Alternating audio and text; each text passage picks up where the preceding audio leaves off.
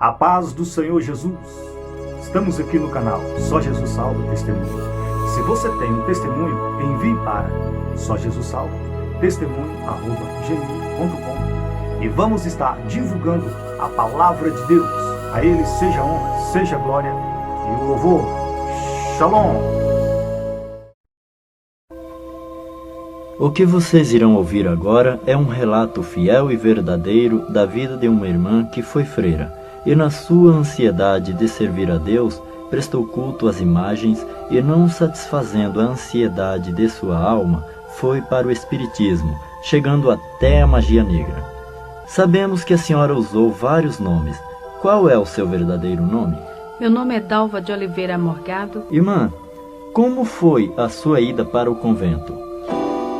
Aos 8 anos de idade, eu comecei a estudar numa escola de freira e ali eu ficava admirada em ver as freiras usarem roupa diferente das outras mulheres. E procurei saber delas por que elas eram diferentes. E ela explicou para mim que ela era a esposa de Jesus, por isto que ela era separada. E a partir daquele momento eu comecei a sonhar. Eu queria também ser esposa de Jesus. E ali eu comecei a insistir com a minha mãe para me levar para o convento. Mas minha mãe não queria deixar porque eu era a primeira filha dela. E ela tinha muito cuidado e dizia que não, porque eu não poderia mais chegar perto dela, iria ter que viajar e ir para longe. Porém eu insisti muito. E ela me levou para um convento através do arcebispo de Alagoas. Lá no convento eu comecei a estudar e preparar-me para ser freira. E com 14 anos de idade eu vesti o hábito de noviça. Até então eu era uma garota muito feliz. Eu estava estudando e preparando-me com muita ansiedade para ser esposa de Jesus Cristo. Muito bem. Irmã Dalva, e como noviça, a senhora alcançou seu objetivo para ser feliz? Até então eu me julgava uma moça feliz ali. Estava aprendendo para ser esposa de Jesus. Eu queria encontrar o meu esposo. Ali no convento nós lemos muitas literaturas, muitas biografias de santos. Aprendemos a história de todos os santos da Igreja Católica. Porém, nada sabia do meu esposo. E eu achava que depois que eu vestisse o hábito de noviça, eu iria aprender mais dele. Porém, foi ao contrário. A minha vida começou a viver num clima de terror ali dentro, pois as imagens dos chamados santos começaram a falar comigo. Uma tarde, eu estava sentada na Gruta de Lourdes, sentada numa pedra, lendo um livro. De repente, eu ouvi alguém chamando-me e dizia: Dalva, vem cá, olha para mim. E eu procurei por todos os lados, pensando que fosse uma amiga. Porém, não encontrei ninguém. E mais uma vez ouvi chamar. E quando eu me virei, estava a Nossa Senhora de Lourdes com as mãos estendidas, os olhos piscando, e dizia: Dalva, vem cá, vem para mim. E eu saí gritando que não queria mais ir para aquele lugar e que eu não queria ela. E fui aos pés da superiora, expliquei para ela. Porém, ela achou e falou para mim que eu estava com um problema de ilusão de ótica, que aquilo na realidade não tinha acontecido. E se acontecesse, eu devia ter ido para saber dela o que ela queria, porque era comum os santos falar com as pessoas. Porém, eu tinha muito medo. Irmã Dalva, lá no convento, vocês liam a Bíblia? Não podíamos ler a Bíblia e nem tampouco pegar na Bíblia, porque a superiora nos ensinou desde que entrei para o convento que a Bíblia era sagrada e só o padre podia pegar e ler. Porém, eu era muito curiosa, eu queria saber o que estava na Bíblia. E por que a gente nunca entendia, apesar de estudarmos o latim, mas estudávamos apenas a missa em latim. Mas quando ele dava a pregação, não entendíamos nada, não sabíamos nada. Uma vez eu conversando com o padre, o capelão lá do convento, ele falou para mim que, aleluia, porque na sexta-feira da Paixão, aquela missa muito comprida, começava das 9 até 1h da madrugada, e ele dizia que estava procurando aleluia. E eu queria saber o que era aleluia.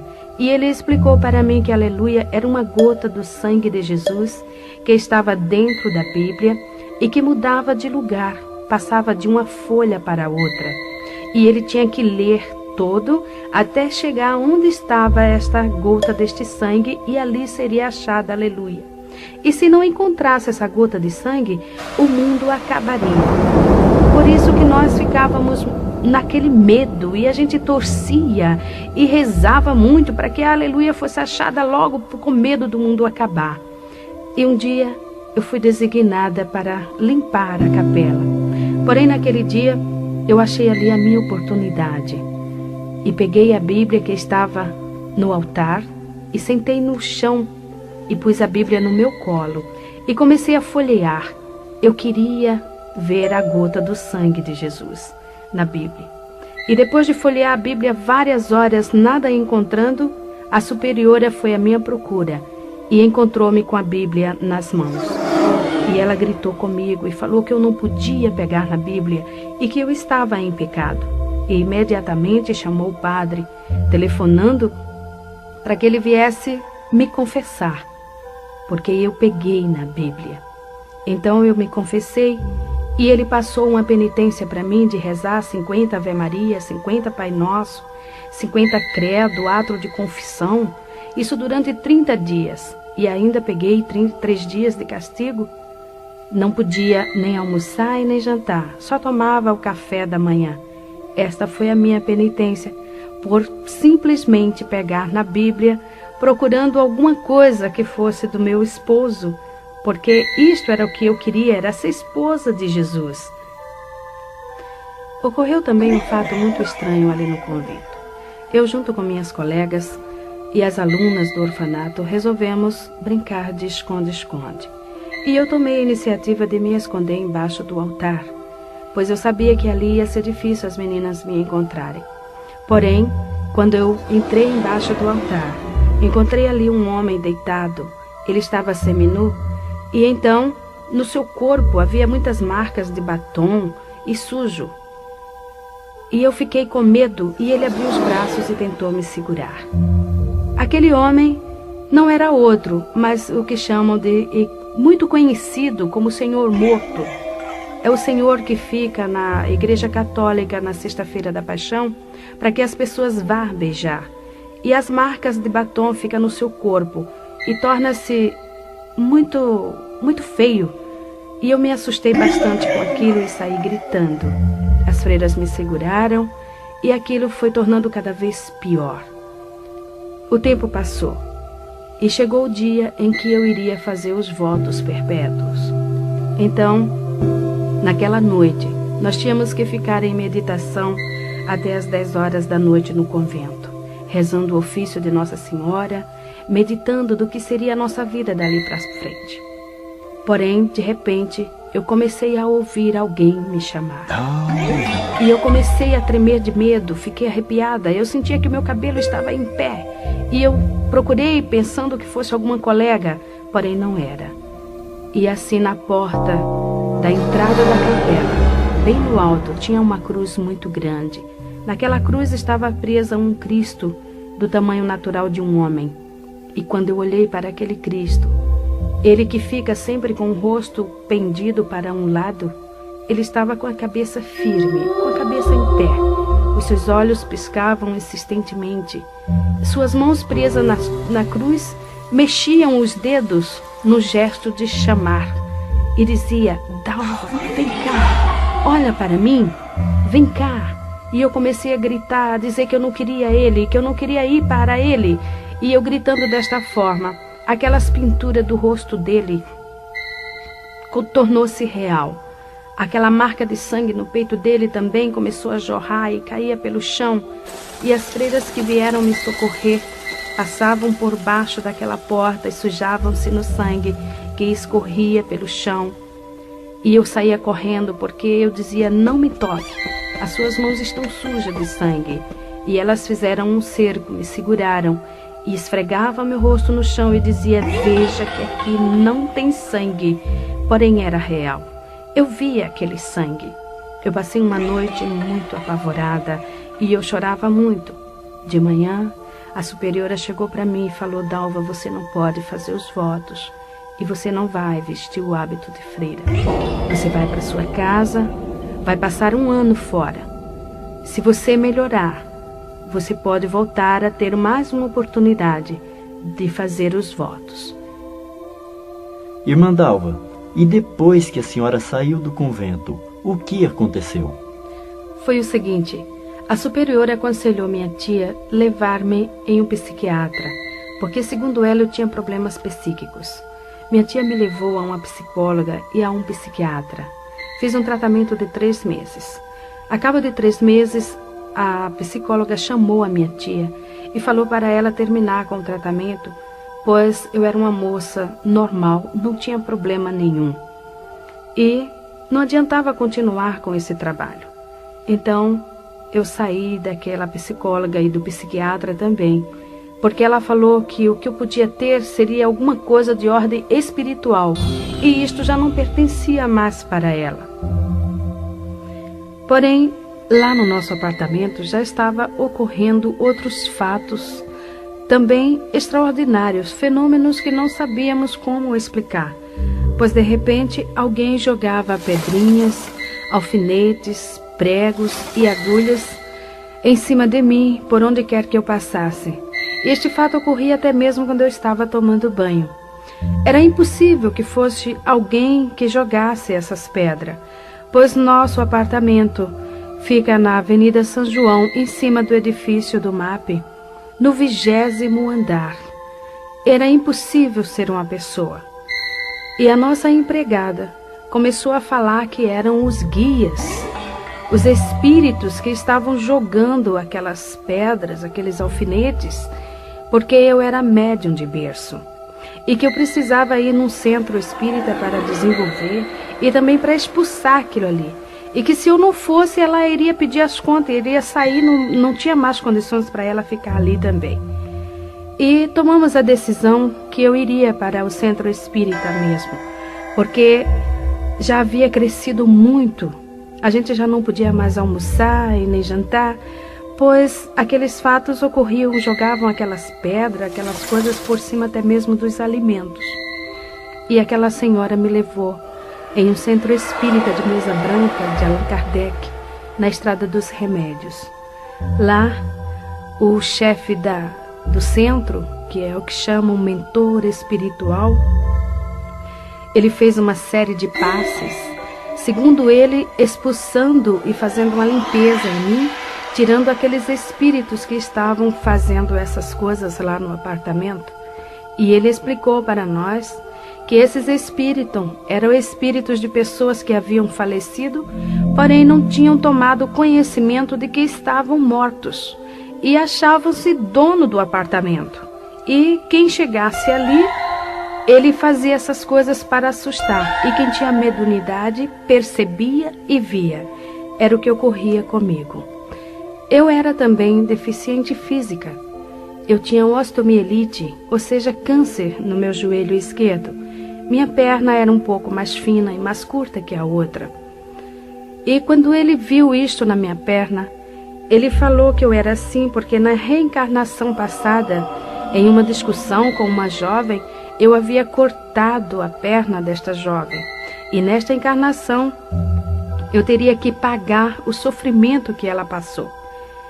E eu custei, mas comecei a acreditar naquele homem, porque realmente o médico já havia falado que ia chegar numa época em que eu iria cortar a minha perna, porque o câncer, o câncer da osteomielite, ele destrói o osso da perna. E é uma dor constante. Eu fazia várias infiltrações, raspagens e tudo mais, e sempre a doença acelerada. E eu comecei a desenvolver ali no centro espírita. No centro espírita, nós encontramos os que chamam espíritos familiares. Em Jó, capítulo 7, versículo 9, a palavra de Deus nos diz o seguinte: Os que descem à sepultura nunca tornará a subir. Então, o diabo, ele fica camuflado, escondendo a verdade para ludibriar as pessoas.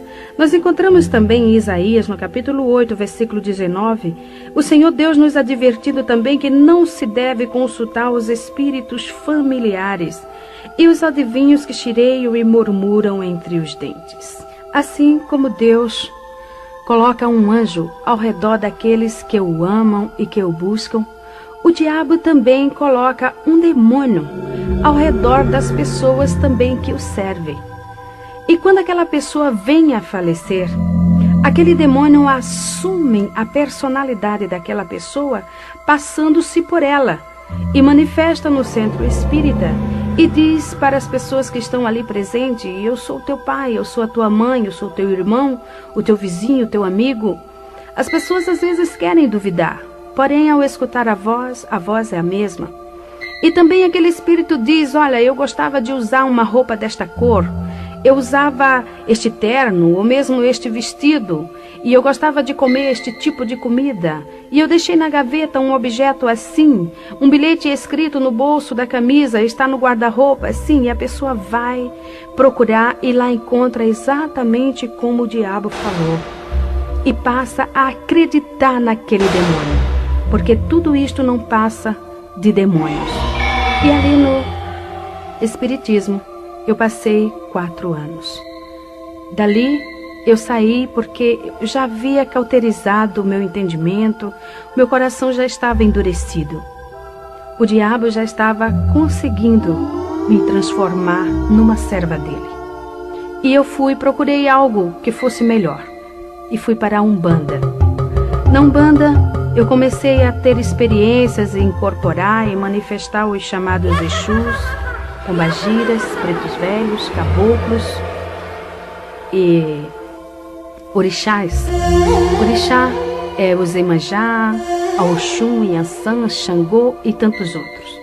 Fazia muito trabalho nas encruzilhadas à meia-noite, trabalhos também de cemitério. Participava também de muitas festas, como eles chamam ali dentro, que é matança, beber sangue de animal, essas coisas todas. Ali na Umbanda, encontra-se esses espíritos que chireiam e murmuram entre os dentes. Quando o demônio manifesta, o chamado preto velho, o caboclo, ele curva-se todo, ele abaixa-se com o rosto quase entre as pernas, procurando sempre um cigarro, um cachimbo, ou mesmo um banco, e ele diz: louvado seja Jesus Cristo. E as pessoas que estão ali ao redor julga entender que o demônio falou: louvado seja nosso Senhor Jesus Cristo. É mentira de Satanás. A pessoa que está com seus ouvidos agravados, o entendimento cego, ela entende louvado seja nosso Senhor Jesus Cristo. O diabo, ele não pronuncia o nome de Jesus porque ele estremece, simplesmente em pensar no nome do Senhor Jesus. Mas eu também estava cega, eu também estava ludibriada, meu coração já havia virado uma pedra. E depois de passar quase 5 anos na Umbanda, chegou um dia em que o chefe do terreiro chegou para mim e falou: Dalva, aqui não dá mais para você ficar, porque aqui ou eu ou você. Você já está sabendo mais do que eu, você já recebe mais entidades do que eu, os trabalhos mais pesados já é você que faz. Então procura algo mais forte. Sai daqui. Irmã Dalva, segundo essa expressão do chefe do terreiro, o que significa essa palavra mais forte, um lugar mais forte? É o seguinte, a Umbanda tem uma grande diferença do Candomblé. Na Umbanda eles julgam-se, os umbandistas julgam-se que eles fazem somente o bem, eles não fazem o mal, eles só procuram ajudar. E não tem essas matanças, não raspa a cabeça, não faz essas coisas. O diabo ali, ele é mais sutil, enganando as pessoas, com essa história de que os pretos velhos são os negros africanos, os caboclos são os índios que morrem, enganando assim as pessoas. Lembro-me bem quando eu estava na Umbanda uma vez, o preto velho manifestou e falou: quando o meu senhor batia em mim, ele me colocava em cima de uma pedra de gelo, até aquele gelo derreter. Eu estava ali sentado naquela pedra e ficava todo congelado. Hoje eu sei que o diabo estava mentindo, porque naquela época não havia geladeira. O homem ainda não havia inventado geladeira. Como aquele homem podia estar em cima de uma pedra de gelo? Mas, quando estamos ali, somos cegos, não observamos essas coisas, totalmente cegos. Então, eu fui para o candomblé. O candomblé é mais forte do que a Umbanda, porque lá eles têm os chamados segredos de camarinha, os fundamentos, como eles chamam. É uma religião, agora ela é religião. Ele veio da África para o Brasil e assumiu um poder muito grande aqui no Brasil, onde existem muitos adeptos, inclusive muitas autoridades, muitas pessoas aí de grande cultura, pertencendo ao candomblé, achando que está fazendo uma grande coisa. A diferença é essa, que o candomblé ele é mais forte. O diabo ali ele já está mais assim, vamos dizer, aberto. Ele já se mostra mais com maior poder. Ele mostra a força que ele tem e o domínio que ele assume nas pessoas. Então, ali no candomblé, eu entrei de roncó para fazer cabeça. Irmã Dalva, uma pergunta. O que significa essa palavra roncó? Roncó é um quarto pequeno, sem janelas. Ele só tem uma porta de entrada. A pessoa fica ali recolhida durante 30 dias, quase nua. Usa apenas uma saia amarrada no alto dos seios, deitada em uma esteira que eles chamam na linguagem africana de cissa. E ali eles passam 30 dias tomando banho de abor. Abor é um banho de águas misturadas com ervas e sangue de animal. Esta água ela fica em um vaso grande, enterrado durante 30 dias, ali curtindo. Ali cria bichos, muitas larvas. E é com esta água que a pessoa que está recolhida toma banho 30 dias. Às vezes, quando despeja água no corpo, aquela água fedida, escorre até os bichinhos pelo corpo. E a pessoa também fica manifestada com um demônio que chama-se Herê.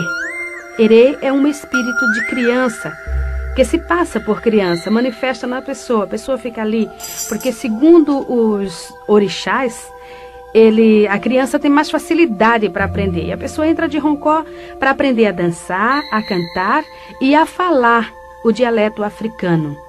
O candomblé que eu entrei era da nação de Angola, mas ali dentro a gente aprende o Jexá, o Queto e a Angola. Ali fiquei 30 dias, eles rasparam a minha cabeça totalmente. Fiquei 30 dias manifestada com este demônio. E o que ocorre, às vezes, quando toma aquele banho que os bichinhos ficam andando no corpo, o Herê, o demônio que está na pessoa, pega aqueles bichinhos e vai comendo. Com isso, nós vemos que o diabo é sujo. E tudo quanto está ao seu redor, e ele procura também levar a pessoa no mais baixo grau, levando a comer sujeira, a comer larvas. A pessoa fica ali dentro, a comida que vem são comidas que vêm sempre misturadas com sangue. São comidas, a gente não come o arroz, o feijão natural, é sempre aquelas folhas maceradas, é sempre coisas totalmente diferentes de um alimento normal de um ser humano. E depois de 30 dias que está passando por esta fase toda, que já aprendeu a dançar, já foi raspada a cabeça, então dá-se a matança de 21 animais. Aquele animal é tudo ele cortado em cima da pessoa, o sangue derramado no seu corpo e espargido em cima dos que eles chamam de sacudimento. São comidas que ficam ali expostas em tigelas e também pega-se com uma pedra que chama otar. Ali fica preso naquela pedra a vida da pessoa. Tudo que o pai de santo ou a mãe de santo quiser fazer com a pessoa, pega aquela pedra e chama pelo nome do orixá através daquela pessoa, porque a pessoa também recebe o nome do orixá, o nome que o próprio orixá vai dar no dia da saída dele, que chamam saída do santo. Então ali ele pode fazer o que ele quiser com a pessoa, desde que é feito essa matança. Depois que é feita também curas, cortes no corpo da pessoa, que eles chamam de fechamento de corpo, que esses cortes são feitos com a navalha. No meu corpo ainda existem essas marcas, mas o Senhor, pela sua misericórdia, está fazendo desaparecer, mas ainda existem marcas, como o irmão mesmo pode ver, tem marcas ainda nos meus braços que comprovam isto, são as curas feitas. Também eles cortam no alto da cabeça, onde vai ser derramado o sangue, que eles chamam de axé. E depois o orixá sai para dar o nome. Irmã Dalva, o que é orixá? Orixá é uma palavra africana que vem do jeje. Então orixá significa santo para ele. E em vez de chamar santo, chama orixá. Por isso que dá o nome de pai de santo, ou seja, pai de orixá. E a pessoa recebe o santo. A pessoa tem o santo de frente, tem o do lado esquerdo e o do lado esquerdo, do lado direito. Então o de frente, que é o pai ou a mãe. No meu caso, eu tinha o santo que eles chamavam Oxum Apará e o Logum Edé, que esses orixás, a Oxum Apará, segundo eles diziam que era uma santa guerreira. Por isso que eu era muito agitada, muito bagunceira, muito briguenta. E também o Logum Edé. Logum Edé é um príncipe de Satanás. Fiquei sabendo isso depois que eu me encontrei com Jesus. Ele saiu. Então, ele saiu, foi ele que fez a festa, uma festa de 3 dias, dia e noite, tocando e a gente dançando, ali manifestada naqueles demônios. Primeiro sai o herê. O herê, ele sai todo pintado, com bolinhas brancas na cabeça, totalmente raspada. Depois sai a que chamam mãe de cabeça, que no caso seria o Oxum Apará. E depois sai o último, que era o pai, o Logum Edé. Todos eles vestidos tipicamente. Uma coisa muito incrível é que eles usam vestimentas africanas que falam muito com as roupas das imagens, né, dos santos chamados católicos, porque há uma assimilação muito grande da história desses orixás com as histórias dos santos católicos. Por isso que os africanos, o Brasil aceitou muito o sincronismo do africano aqui no Brasil devido à história desses orixás. Uma coisa muito incrível também, e doloroso de nós falarmos sobre isso, é sobre a padroeira do Brasil. Porque nós sabemos do candomblé que esta estátua é uma estátua africana. Ela veio junto com os negros, no navio negreiro, em um dos navios. E no candomblé existe um ritual que a imagem que é quebrada a cabeça, ela tem que ser jogada no rio. Ela não pode. E segundo o que nós aprendemos ali dentro, essa estátua seria a Oxum. É uma jovem escura e usa aquela vestimenta da que chamam Aparecida. É aquela mesma roupa e quando sai no candomblé, ela sai vestida daquele jeito.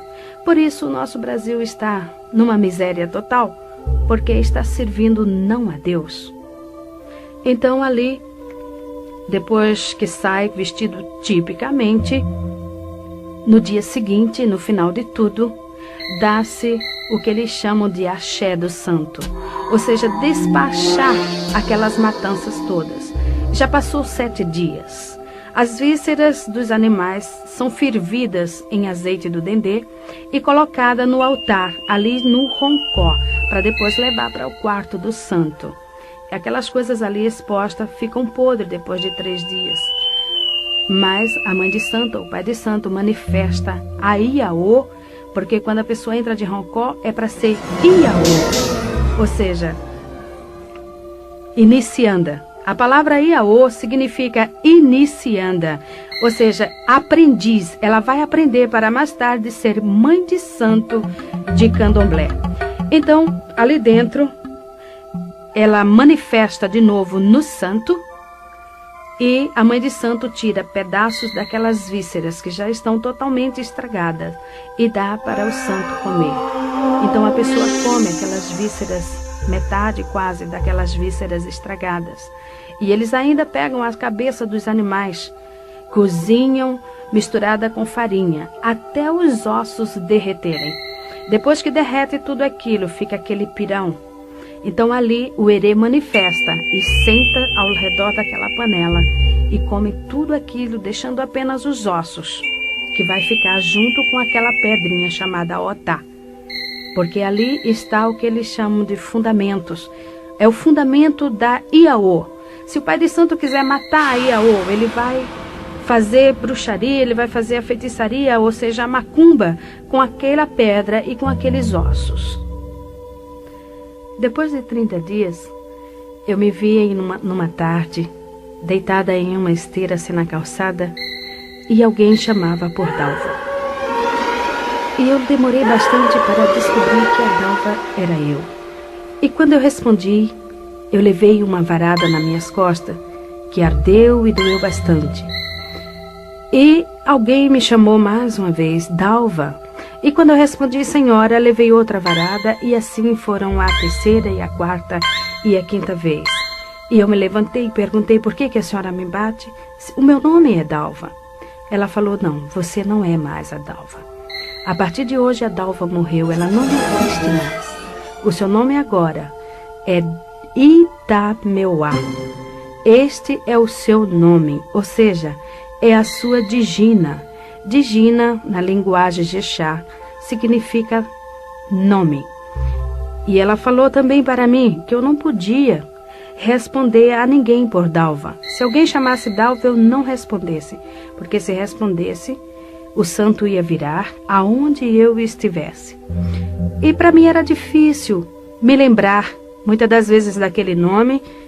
E quando alguém chamava por Dalva, alguém que não sabia que eu tinha recebido este nome de Itameuá, me chamava por Dalva, eu costumava responder. O santo realmente manifestava e me levava, às vezes, distâncias muito prolongadas até a mãe de santo, onde ela estava, e lá ele batia com a palmatória na minha mão até inchar, para que eu me lembrasse que o meu nome era Itameuá.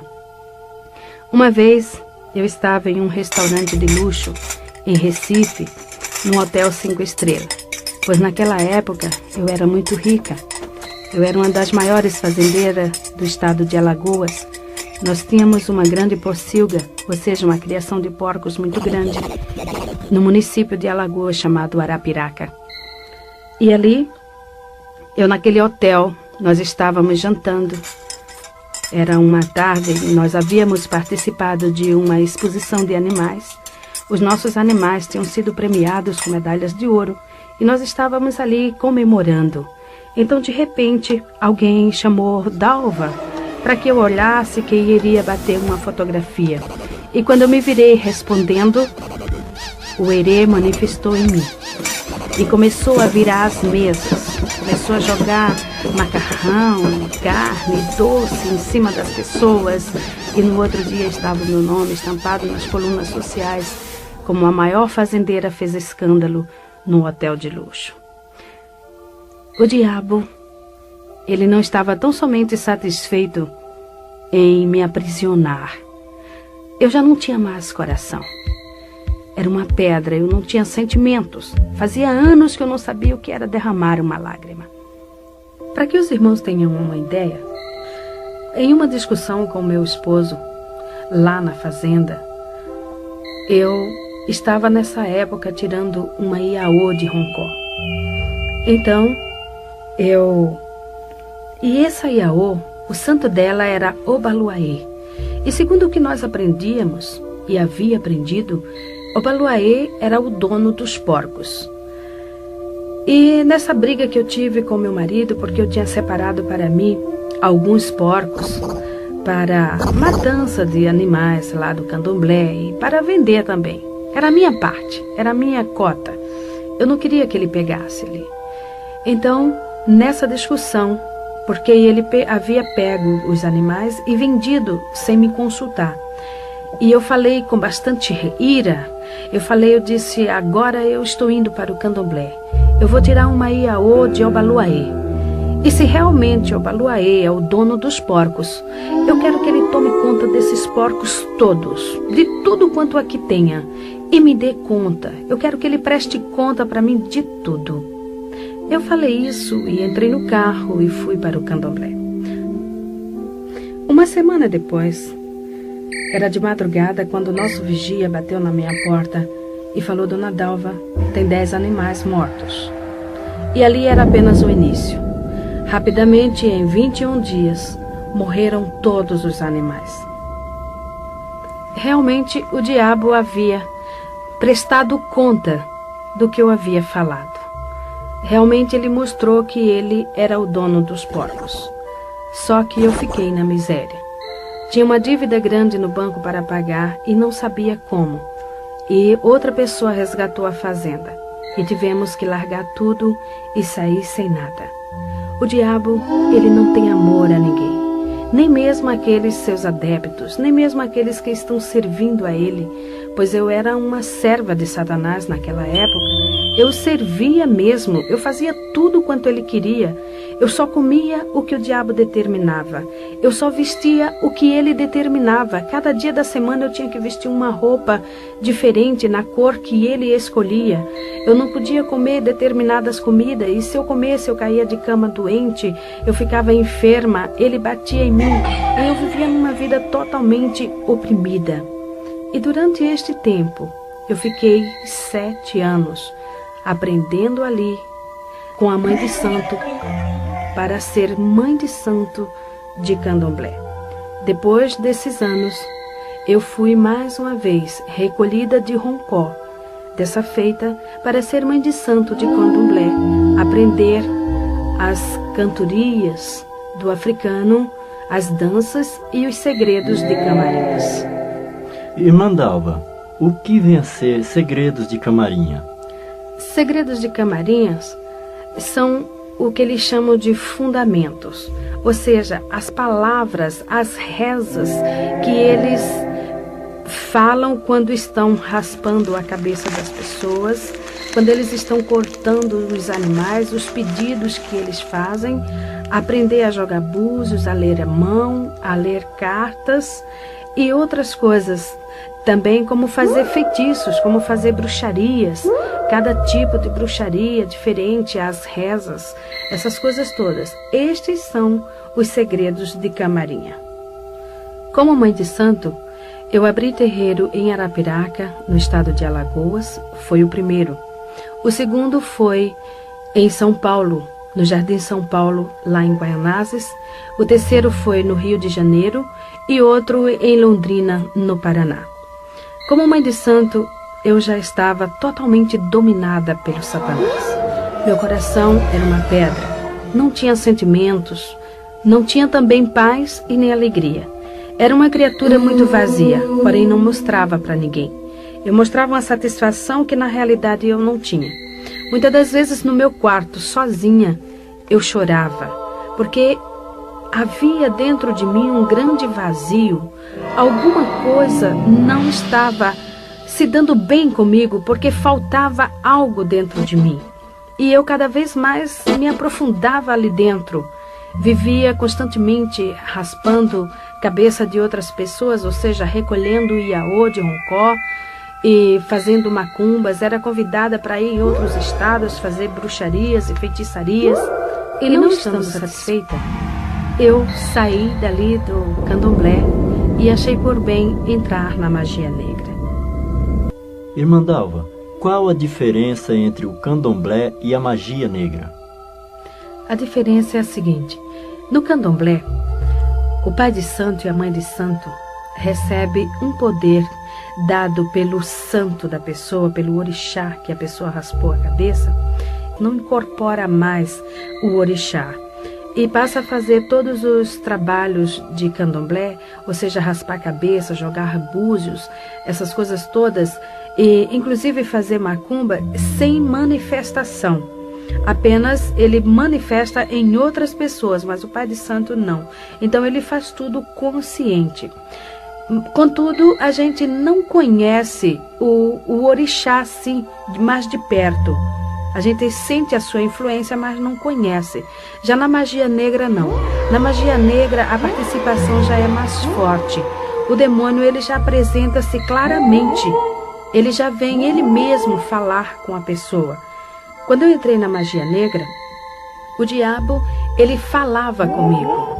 Toda meia-noite eu sentava na mesa, acendia uma vela e ele vinha, puxava outra cadeira e sentava-se em minha frente. E ali ele me ensinava feitiços, bruxarias. Muitos feitiços ele me ensinou e muitas bruxarias. Eu vivia fazendo tudo quanto ele me mandava. Uma vez eu estava com 6 meses de grávida, na minha terceira gravidez. E eu fui fazer um trabalho de bruxaria no cemitério de Guaianazes à meia-noite. E eu tinha que pular o muro. E nesse trabalho eu teria que desenterrar um defunto de 3 dias, cortar a sua garganta e fazer o feitiço ali dentro e depois cobrir de novo.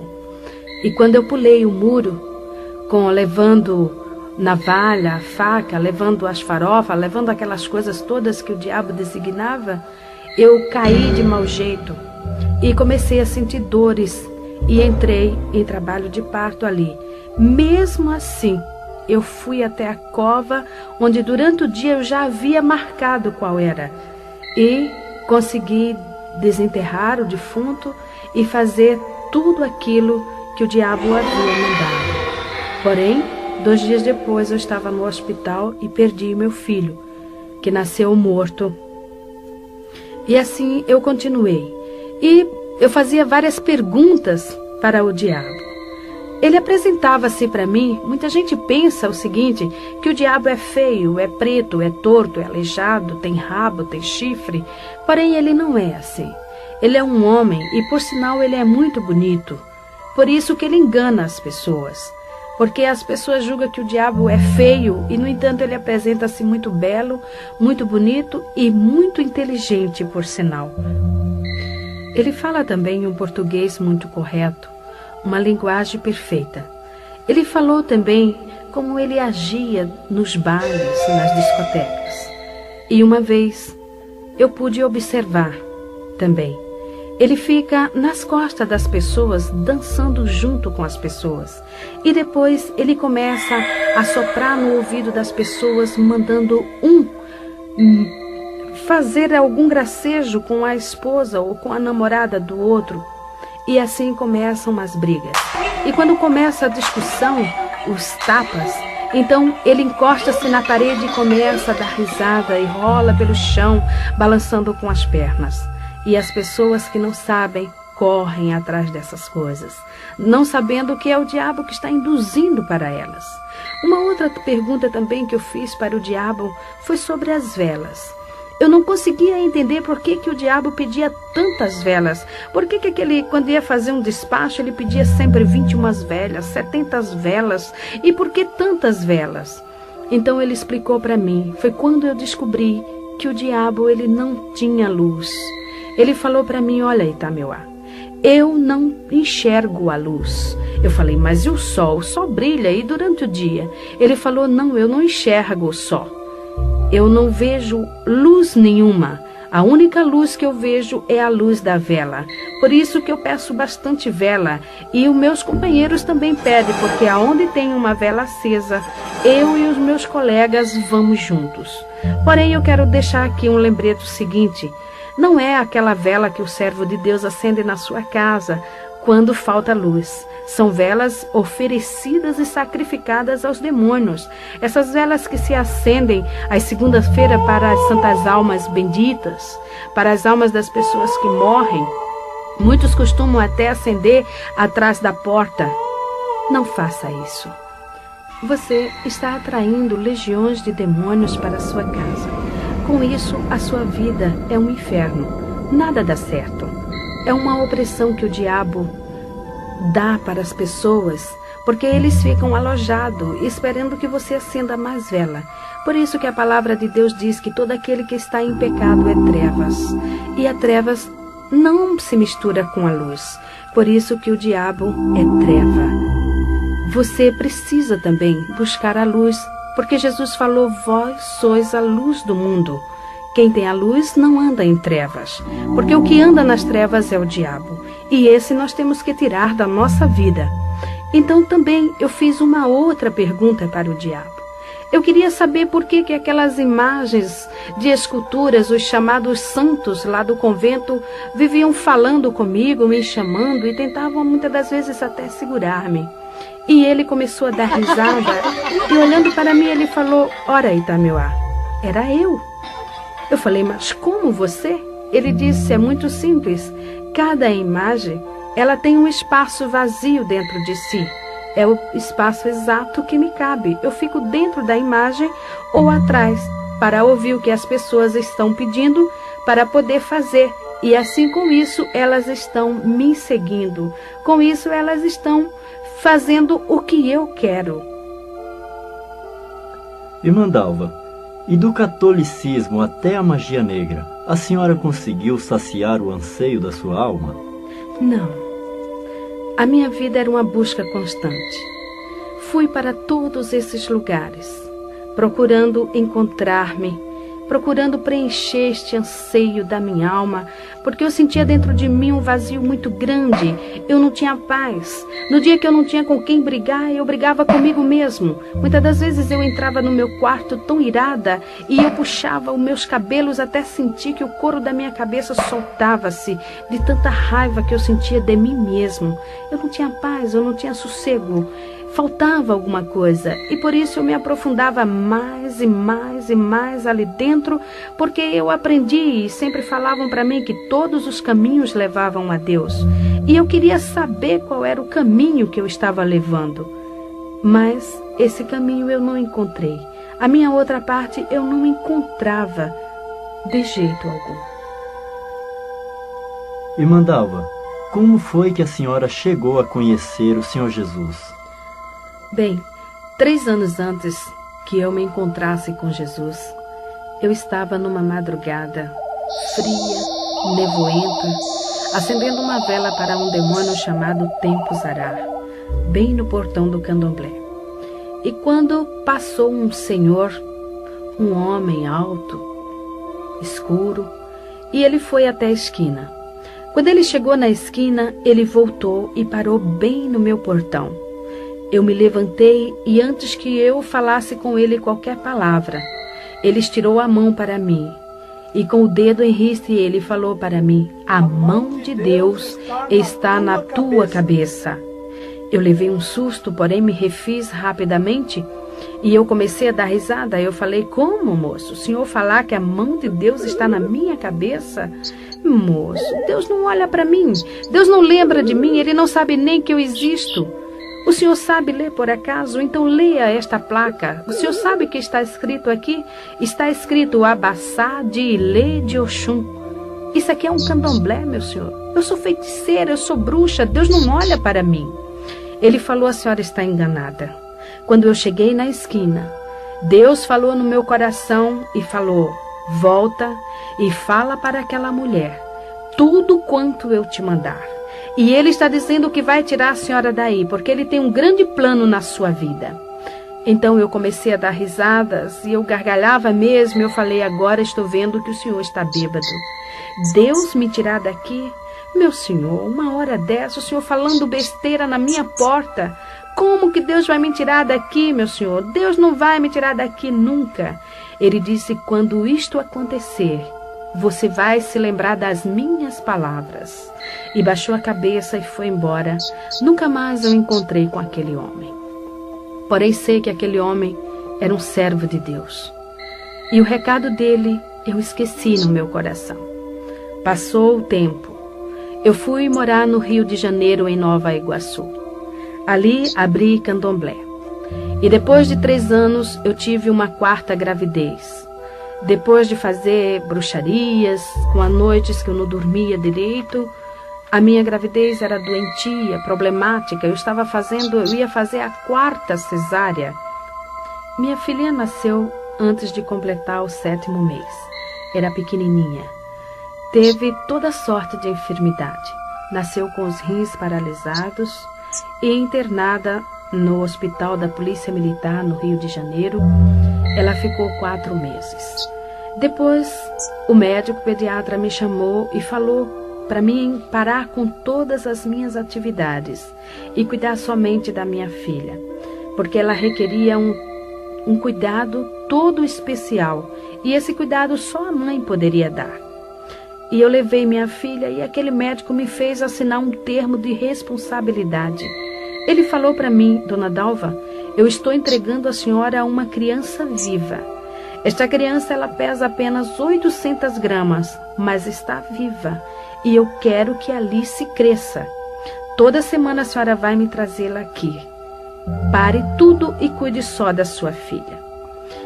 Quando cheguei em casa, eu falei: vou fechar o candomblé por 1 ano para cuidar da minha filha. E assim fiz. Fui até Tinguá, no Rio de Janeiro. Era lá que eu tinha o terreiro. E fechei o candomblé, mandei que os filhos de santo e as pessoas fossem para um outro lugar, me aguardando até o fim do ano. Porém, quando eu cheguei em casa, o diabo apresentou-se para mim e falou: Itameuá, você não pode fechar o candomblé. Eu falei: claro que eu posso, eu preciso cuidar da minha filha. Ele disse: não, você não pode, você não se domina. Você não faz a sua vontade, porque eu mando em você, você é minha, você me pertence. Você já esqueceu o pacto que você fez comigo? Portanto, você não vai fechar o candomblé, porque eu preciso de você trabalhando. Eu falei: mas eu tenho que cuidar de minha filha.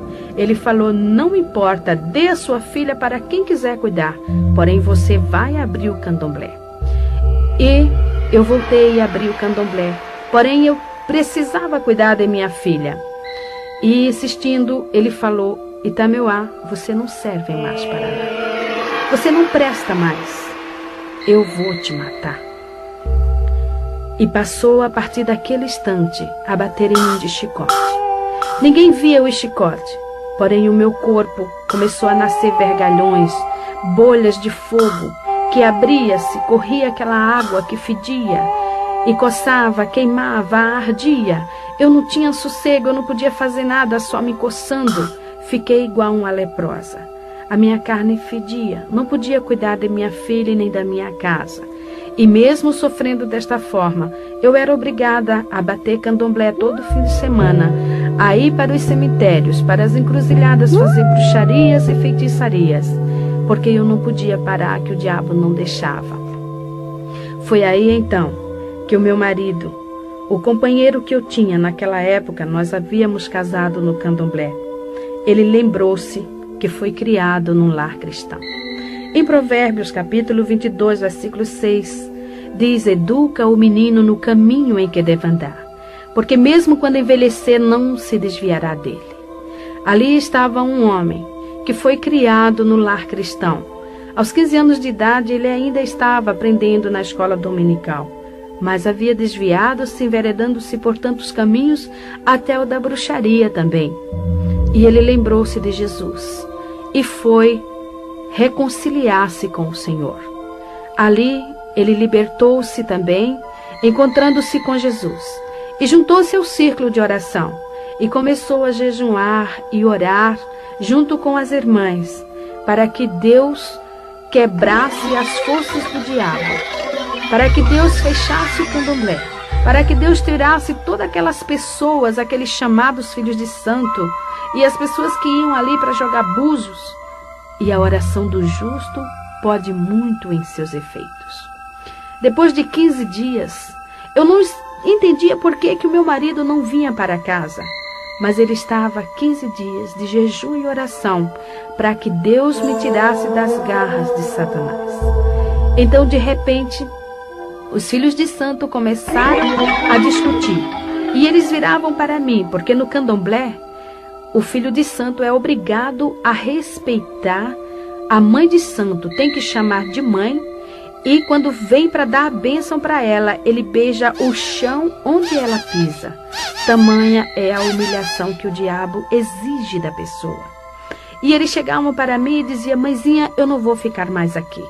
E pegava os assentamentos dele, a otá dele, os fundamentos, e iam levando. e de repente eu me vi sozinha ali dentro. E fechei o candomblé e fui para minha casa. E mais uma semana de oração, para que Deus quebrasse as forças do diabo que estava no meu coração, para que eu pudesse ouvir a palavra de Deus. Pois o meu marido, ele pegava a Bíblia para ler para mim, porém ele não conseguia, porque mal ele começava a ler, eu caía num sono profundo, ou então o demônio manifestava e me deixava inconsciente 3, 4 dias. E assim, neste sofrimento, eu passei 3 meses sofrendo desta forma. Porém, as orações, Deus começou a operar. O diabo começou a ver-se quebrado. E chegou para mim numa noite e falou: Itameuá, fala para o Ari te dar dinheiro e comprar tudo quanto for necessário e faz uma obrigação. Faz um bori, porque eu resolvi te perdoar. Irmã Dalva, o diabo perdoou mesmo a senhora? Não, foi um falso perdão. Segundo o diabo, ele chegou para mim e falou, depois que eu fiz a obrigação, ele disse que estava apenas me dando uma nova oportunidade. Só que com muita sutileza ele falou, ele disse: bem, eu preciso levar alguém no seu lugar. E eu vou levar a tua filha. Ela é de 7 meses. E tudo que é de 7 é meu. Eu vou levá-la. Eu falei para ele: a minha filha você não vai levar. Ele disse: vou. Eu vou levá-la. Eu faço o que eu quero de você. E o que você tem é meu. Eu falei: não a minha filha. Porém, a minha filha começou a defecar sangue. Ela tinha dias que amanhecia com 42 graus de febre. Eu corria para o pediatra e quando eu lá chegava, a garota estava totalmente restabelecida. O médico olhava para mim, ria e dizia: Dalva, a sua filha não tem nada. Alice está muito bem.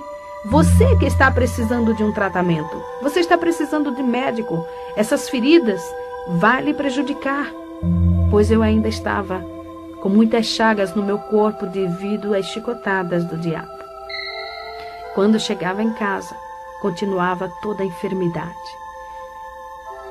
Em Êxodo, capítulo 20, versículo 5, o Senhor diz que visita a iniquidade dos pais nos filhos até a 3ª e a 4ª geração daqueles que o aborrecem.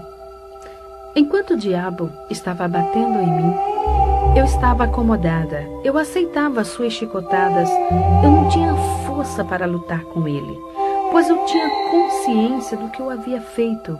Eu era uma pessoa realmente dependente do diabo. E eu aceitava tudo o que ele fazia porque eu tinha medo, eu temia. E eu sabia mesmo que ele iria me matar. Porém, eu estava confiando que ele fosse realmente me dar esta oportunidade. Porém, quando ele falou que ia tocar na minha filha, e eu vi que a minha filha realmente estava padecendo, eu comecei a lutar. E eu falava para ele: você não vai levar minha filha, você não vai matá-la. Ele dizia: vou, Itameuá, eu faço o que eu quero. Eu falei: não na minha filha. O Ari, quando saía para o quartel, ele deixava escrito o endereço da igreja em cima da geladeira. E ele falava para mim: Dalva, eu sei que o diabo vai fazer alguma coisa em uma hora em que eu não estiver em casa. E você vá para a igreja, porque só Jesus é quem vai salvar você e a nossa filha. E eu não dava muita importância. Porém, eu já ouvia a palavra de Deus. Ele já lia para mim em Apocalipse, capítulo 22, versículo 15. A palavra de Deus falando ali: ficarão de fora os feiticeiros, os cães, os mentirosos, os que se prostituem e falam mentira. E muitas das vezes esse versículo martelava a minha cabeça e eu dizia: eu sou feiticeira. Eu sou mentirosa também, porque eu induzo as pessoas a praticarem também o mal. A pessoa chega aqui e paga para fazer o mal para outro, eu faço. Eu sou bruxa. Mas eu não entendia, ficava de fora de onde? Eu perguntei para ele: de fora de onde? E ele falou: Dalva, fica de fora do reino dos céus, porque Jesus vai voltar. E se você não estiver com Jesus, você vai para o inferno. aí então que ele me contou algo que havia acontecido há muitos anos. Há anos passados, quando eu estava no candomblé. Em uma noite, eu estava manifestada com a pombagira e ela tomava champanhe e cerveja junto com ele. Então ela virou-se para ele e falou: Ari, você sabe quem eu sou? Ele falou: eu sei. Você é um anjo caído. Você é um demônio. Você pode enganar todo mundo, mas a mim você não engana. Ela falou: é verdade. Porém, a Itameuá, ela não sabe que eu sou. E eu proíbo você de falar para ela isto. Outra coisa, vamos aproveitar.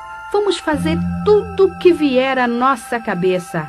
Vamos fazer bastante coisas no mundo, porque o homem lá de cima já está voltando.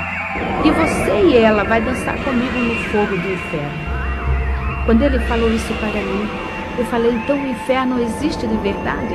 Eu achava que o inferno fosse aqui, fosse aquela vida que eu levava, mas existia um inferno maior. E como era a pombagira que havia falado, eu passei a dar mais crença. Quando a minha mãe, que era uma serva de Deus, falava para mim: Dalva, Jesus vai voltar, isso é diabo. Eu dava risada na cara dela, começava a dizer aqui: Jesus vai voltar, só se ele for trouxa, minha mãe. Jesus veio aqui, puseram ele numa cruz, se ele voltar agora, vão pôr ele no paredão e vão metralhar ele. E a senhora vem com essa de Jesus voltar, isso é conto de fada. Eu achava que era história. Porém, ali estava um demônio chamado Pombagira, afirmando que o homem, o filho do homem, estava voltando. E eu iria ficar de fora. E foi assim que naquela noite eu estava com a minha filha sentada no tapete, encostada às minhas pernas. Eu estava ouvindo um disco que, por sinal, de macumba. Quando de repente a minha filha deu um grito e caiu de costas. E quando eu olhei para minha filha, ali o Senhor Deus abriu meus olhos. E eu vi aquele demônio que eu achava tão lindo, tão belo, que eu amava, que eu adorava. Ele estava agarrado ao pescoço da minha filha e as unhas dele eram tão grandes, entravam no pescoço da minha filha, como sugando a vidinha dela. Ela apenas estremecia sem poder respirar ou gritar. E eu peguei minha filha no colo e eu falei para ele: agora eu sei que você é diabo. Ele começou a dar risada. Eu falei: só que você não vai matar a minha filha, porque eu vou levá-la para a igreja. Ele disse: se você for, eu vou matar você na porta da igreja. Eu falei: a mim você mata, mas a minha filha você não vai matar. E saí correndo, peguei o endereço lá em cima da geladeira, pus a minha filha no colo. Havia em casa minha irmã, uma jovem de 15 anos, paralítica, pois ela não tinha os ossos dos pés. Porque um dia, em São Paulo, eu comprei um carro na sexta-feira. E no domingo, um outro carro veio na contramão, batendo de frente. O meu carro ficou totalmente amassado. E as pernas da minha irmã ficou presa nas ferragens, esmagando os ossos dos seus pés. Eu também quase fiquei paralítica, pois tive que segurar o volante do carro com meu braço direito para que não entrasse no meu tórax. Porém, saí do carro, a minha mãe afundou o crânio, pois bateu fortemente. Minhas filhas não morreram, porque estavam sentadas no banco traseiro e foi jogada para o teto do carro. Então, o nosso carro foi vendido para Ferro Velho. Minha irmã foi para o hospital. Lá foi feita a cirurgia, tirando os ossos dos seus pés esmagados. Ficou paralítica. Já havia 3 anos que ela estava. Ela só andava de gatinhas ou de joelhos. Uma jovem que já ia completar 18 anos. Então ali, vendo minha filhinha morrendo, arrastei a minha irmã de joelho pela rua, com a minha filha no colo apenas estremecendo. O diabo manifestou em um rapazinho que morava lá conosco e ajudava nos trabalhos de macumba e começou a me xingar. Saiu pelo meio da rua me xingando de tudo quanto era palavrão, falando horrores e dizendo que assim que eu chegasse na igreja, ele iria me matar. Porém, eu não dava ouvidos. Apenas eu olhava para minha filha, e cada vez que ela estremecia, eu não me atrevia a pronunciar o nome de Jesus. Eu sabia que eu era indigna de pronunciar o nome de Jesus, mas eu olhava para ela e eu dizia: Jesus dos crentes, não deixa minha filha morrer. E desta forma cheguei na igreja. Entrei correndo com a minha filha no colo, minha irmã arrastando-se de joelho, e joguei minha filha no colo do pastor e falei: ore por ela, salve minha filha, porque o diabo está matando. Se o Senhor tem poder, faça alguma coisa, cure a minha filha. Ele disse: eu não curo, porém Jesus Cristo cura. E orou na minha filha. E imediatamente eu vi quando aquele demônio soltou a minha filha. E ela começou a rir e veio para o meu colo dando risada. Naquela hora, o Espírito Santo começou a tocar no meu coração. Quando eu leio na palavra de Deus, o Senhor Deus falando para o seu povo: tirarei de vós o coração de pedra e darei um coração de carne. Eu me alegro e me regozijo e digo: Senhor, tu fizeste esta cirurgia em mim, porque o meu coração era pedra. Eu não tinha sentimentos, eu não tinha amor, eu não tinha nada dentro de mim. Faziam uns 10 anos, mais ou menos, que eu não sabia o que era derramar uma lágrima sequer. E ali naquele instante, estava eu chorando. E meus olhos saíam lágrimas copiosamente. Porém, eu, envergonhada, olhava para os irmãos de um lado para o outro e eu dizia: por que eu estou chorando? Eu não quero chorar. Mas quanto mais eu assim falava, mais eu chorava. E naquela hora também o pastor virou-se para minha irmã e falou: jovem, fica em pé, eu vou orar por você, porque você precisa de Jesus. Então a minha irmã estirou os pés e mostrou para o pastor e falou: eu não fico em pé, porque os meus pés não têm ossos. E ele, olhando para aqueles pés atrofiados, falou para ela: Jesus pode te dar ossos novos. Você crê nisso? Você quer Jesus na sua vida? Ela falou: eu quero. E ele orou sobre os pés da minha irmã e ela imediatamente ficou de pé. Começou a correr, a andar ali na igreja. Eu comecei a soluçar. Eu olhava para minha perna com câncer. A minha perna continuava com a mesma enfermidade. Aqueles guias haviam me prometido curar e nunca me curaram. E ali estava, num piscar de olhos, a minha irmã andando, correndo, com os pés novinhos e a minha perna afinando e diminuindo de tamanho. Foi quando o pastor virou para mim e falou: senhora, eu vou orar agora por você. Eu olhei para ele e falei: não toque-me, porque o diabo falou que ia me matar aqui. Se eu morrer, o senhor vai para a cadeia. Ele falou: mas Jesus te ama. Eu falei: moço, Deus não olha para mim.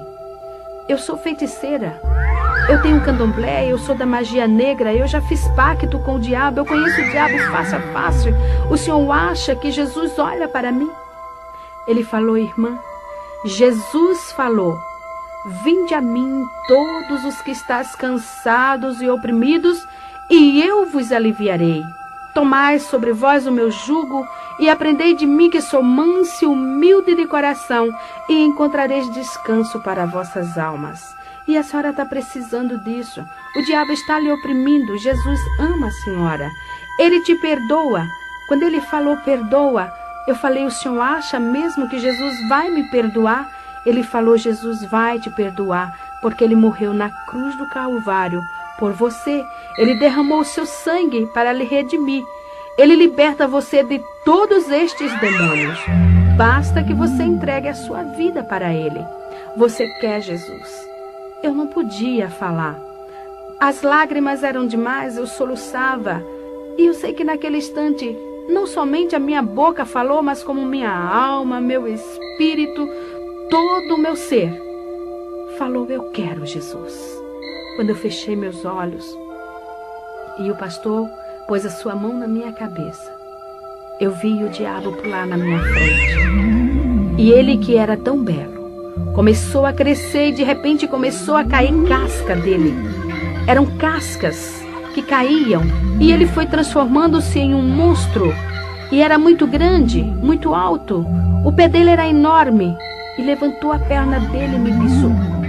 Eu caí no chão, aquele pé me esmagando. Eu queria movimentar-me e não podia. Eu queria gritar, também não podia. Eu queria respirar e não podia. E eu pensei, agora eu estou morrendo. Mas ao longe, eu ouvia a voz do pastor que dizia: demônio, em nome de Jesus, sai! Sai! Porque enquanto eu me via nesta situação, na realidade estava manifestando legiões de demônios. Demônios que xingou o pastor, demônios que quebrou bancos na igreja, demônios que chamou o pastor para brigas, fez horrores dentro da igreja. Por último, fiquei caída ali no chão. E o pastor me falou que eu já estava ficando roxa, pois não respirava. E ele começou a clamar por Jesus, e ele falou: Senhor, o que eu faço, Senhor? Esta mulher está morrendo. E ele falou para mim que o Espírito Santo falou no coração dele: quem está matando esta mulher é um príncipe de Satanás. Chama um querubim para que te ajude.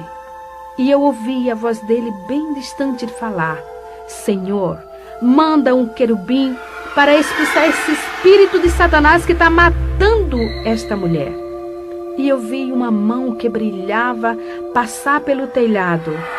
Era uma mão muito bonita. Pegou na perna daquele monstro e saiu levando. Uma simples mão, levando um monstro tão grande. E eu sei que era a mão do meu Jesus, porque naquela mão havia uma cicatriz. E era a cicatriz do prego que furou a mão de Jesus. Aquela mão, eu sei e tenho certeza que era a mesma mão que aquele servo de Deus 3 anos antes tinha visto sobre a minha cabeça. Realmente ali estava cumprindo-se a profecia que o Senhor havia falado na boca daquele servo. Me levantei ali do chão, leve. Eu não sentia o chão nos meus pés. Sentei no banco e comecei a lembrar de tudo. De tudo quanto eu havia praticado e feito, e como Jesus era bom. Eu estava leve, aquele fardo havia tirado. Realmente o Senhor havia levado o meu fardo.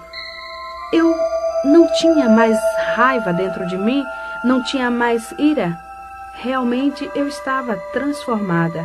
Realmente eu estava ali nascendo uma nova criatura. Mandalva, agora com Jesus eu creio que a senhora conseguiu satisfazer o anseio da sua alma, não é verdade? É sim. Agora eu posso afirmar que sou uma mulher realizada. Tudo quanto eu queria para a minha vida, tudo quanto eu desejava ter, hoje eu tenho, porque eu tenho paz. Hoje eu deito no meu travesseiro e durmo o sono dos justos, porque eu sei que Jesus está cuidando de mim. Eu sei que o seu Espírito está dentro do meu ser, porque Jesus falou: vós sois o templo do Espírito Santo. E Ele tem me guiado, Ele tem me ensinado, Ele tem me orientado e tem me separado para esta obra. Então eu sou feliz. Também 3 anos depois, Jesus me curou do câncer na perna. Me deu uma perna nova. Minha perna hoje é igual à outra. E esses anos tenho trabalhado para o Senhor. Sou feliz, porque eu já fui uma mulher milionária financeiramente, mas hoje eu sou muito mais espiritualmente. E tudo isso eu devo a Jesus Cristo. E para terminar, quero deixar em louvor ao nome do Senhor estes versículos. Amo ao Senhor, porque Ele ouviu a minha voz e a minha súplica, porque inclinou para mim os seus ouvidos, portanto invocá-lo-ei enquanto viver. Cordéis da morte me cercaram, e a angústia do inferno se apoderaram de mim. Encontrei aperto e tristezas. Então invoquei o nome do Senhor. Ó Senhor, livra a minha alma. Misericordioso e justo é o nosso Deus. Estava abatida, mas Ele me livrou. Porque tu, Senhor, livraste a minha alma da morte.